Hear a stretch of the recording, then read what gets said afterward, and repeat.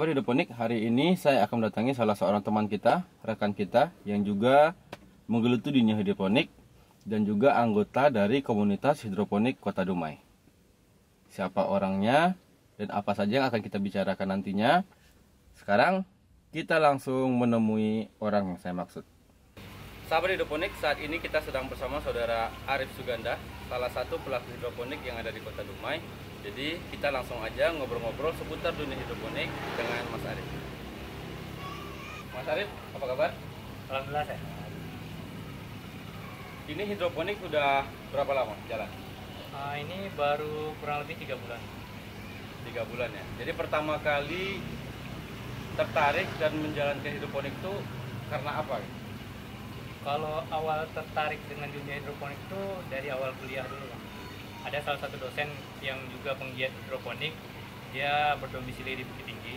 Nah, beliau itu menanam paprika di sana dan dia sering bercerita gitu, makanya itu menimbulkan ketertarikan pada dunia hidroponik.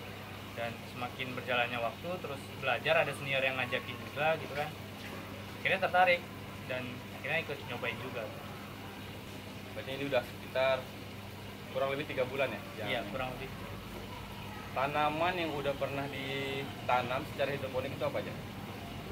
Kalau saya sendiri udah pernah nanam sawi cacoy, pakcoy, selada junction, terus ada bayam Brazil juga, kangkung, bayam merah, ya. Banyak lah, Bang. Lumayan banyak juga 3 bulan.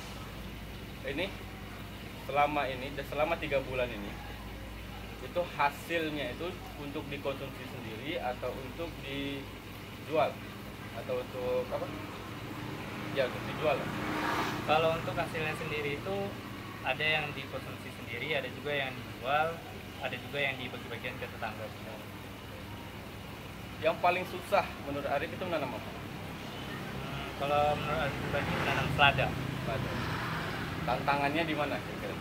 Karena selada itu kalau terlalu panas, tahu Arif ya, kalau terlalu panas maka nanti dia tumbuhnya nggak akan optimal dan dia bisa pahit rasanya.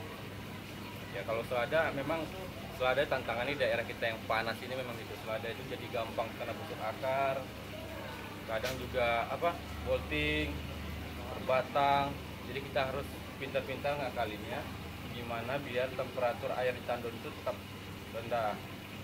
Kalau memang idealnya itu tanaman itu untuk hidup dia butuh temperatur itu di sekitar 25 derajat. Karena kita panas cuaca ambien kita ini kan sekitar, kalau di musim panas itu bisa sampai 42. Nah, di situ tantangan terberat dalam selada. Kayak di greenhouse misalnya, yang pakai greenhouse jadi akan ada pakai hexhouse, pakai misting untuk pengabutan. Kalau di terbuka gini sih ya paling jaga temperatur air aja yang paling penting. Ini kan tanpa atap nih, tanpa atap. Jadi kalau hujan, triknya gimana? Kalau Arif sendiri salah satu cara mengakali, yang pertama kalau masalah hujan itu paling mengenai pertumbuhan tanaman itu nanti dia tumbuhnya nggak lurus ke atas gitu, tumbang-tumbang. Ya. Makanya Arif berikan dia pot-pot dari gelas plastik itu untuk membantu tanaman itu tetap tegak berdiri gitu. Nah, kalau untuk air sendiri nggak ada sih, kita biarin aja mengalir air hujan itu gitu.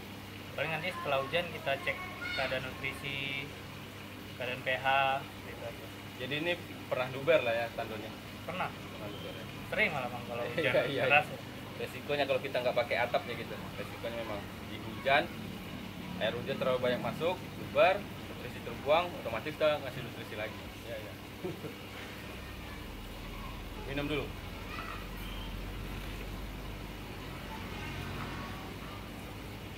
Kalau tanaman yang jadi primadonanya Arif sendiri apa?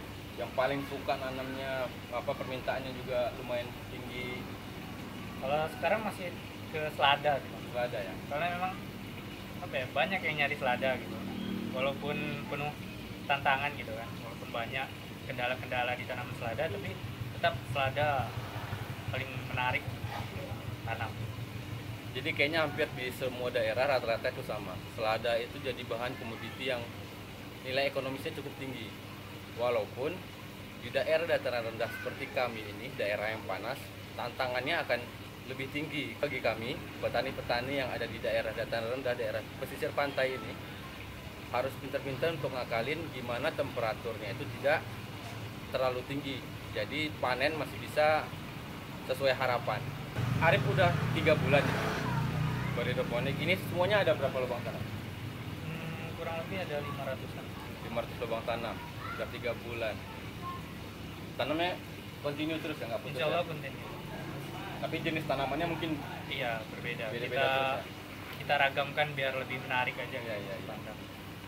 kalau misalnya warnanya cuma satu hijau, kadang kan orang lihat biasa aja. Kalau kurang- sekedar sawi ya, Iya, semua kalau itu sawi semua gitu. kurang enak dipandang. Jadi makanya sengaja di satu Iya. instalasi itu macam-macam ya. Iya.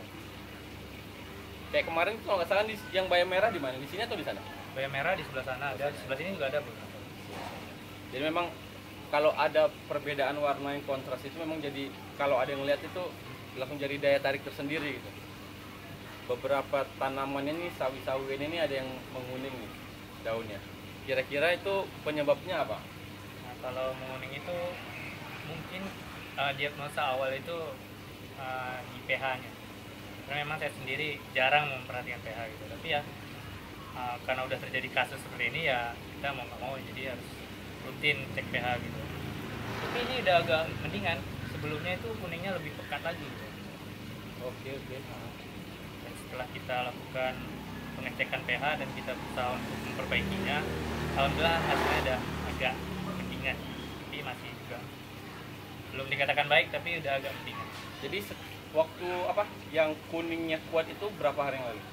Itu kurang lebih 5 hari yang lalu. 5 hari yang lalu. Memang kalau misalnya ada masalah gitu, daun menguning, dia memang butuh waktu. Bisa sampai 7 sampai 8 hari, nanti baru warnanya itu kembali lagi hijau. Sekarang usia ini tanaman sawi-sawian usia berapa nih? Kalau yang sawi-sawian ini udah 14 hari. 14 hari ya. AST 14 HST. Semai berapa hari? 8 hari. Berarti 22 hari ya. Gak lama lagi panen ya. TPM sekarang berapa? Di angka 1000. 1000. Oke. Normal. Bisa sih sebenarnya kalau mau langsung digenjot 1200 atau 1400 udah nggak masalah. Kangkung juga tanaman tahan banting lah. Jadi walaupun satu instalasi ini semuanya diseragamkan, nilai kandungan nutrisinya juga nggak masalah. Di sini juga ada tanaman bayam Brazil ya. Bayam Brazil. Ini ditanam dari benih, dari stek atau gimana? Nah, kalau bayam Brazil yang Arif tanam sendiri ini dari stek. Oh, dari stek ya? Iya. Kebetulan ada salah satu penggiat hidroponik juga yang memberikan bibitnya gitu kan.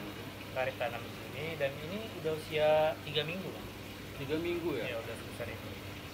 Awalnya cuma stek Iya, kecil-kecil stek gitu? ujung daunnya aja. Ujung daun Iya, muda ya? Daun muda. Saya sendiri belum pernah menanam bayam Brazil, jadi mengetahui ini dari stek lumayan tertarik juga. Nah ini kan ada yellow trap mirip, Hmm. bikin sendiri, beli atau gimana? Kalau yellow trap ini Arif bikin sendiri, Pak. Bikin sendiri ya, dari gelas. Dari gelas plastik yang dicat warna kuning dalamnya dan dikasih lem.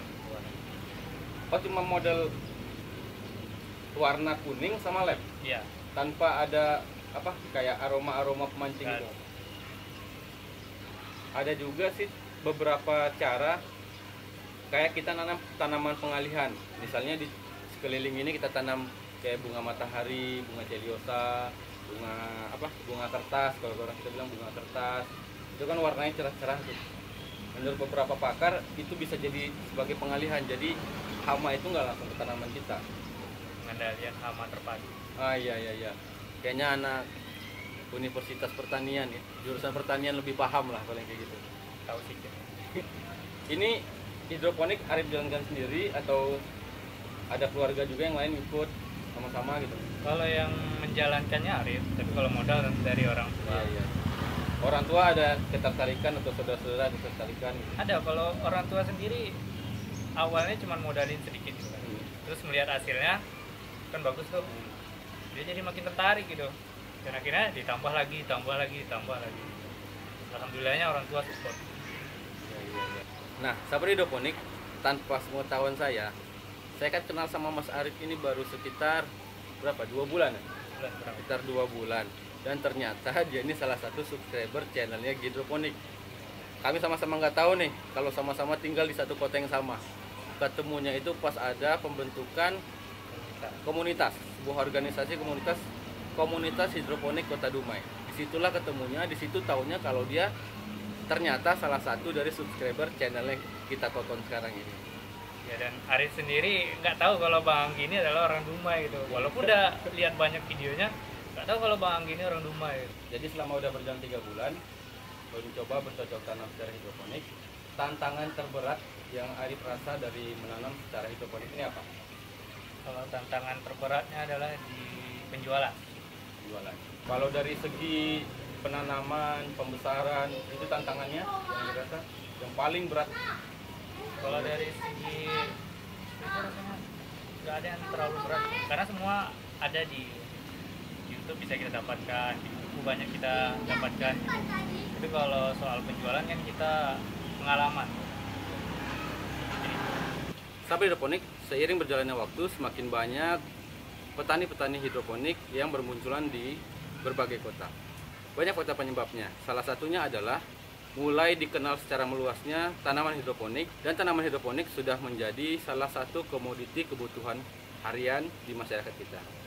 Ayo segera berhidroponik dan rasakan kenikmatan tersendiri dari berhidroponik. Baiklah sahabat hidroponik, video kali ini kita cukupkan sampai di sini dulu. Berhubung waktu juga udah cukup sore, mudah-mudahan nanti ada kesempatan kita jalan-jalan ke kebun teman-teman kita yang lain. Sampai jumpa di lain kesempatan. Assalamualaikum warahmatullahi wabarakatuh.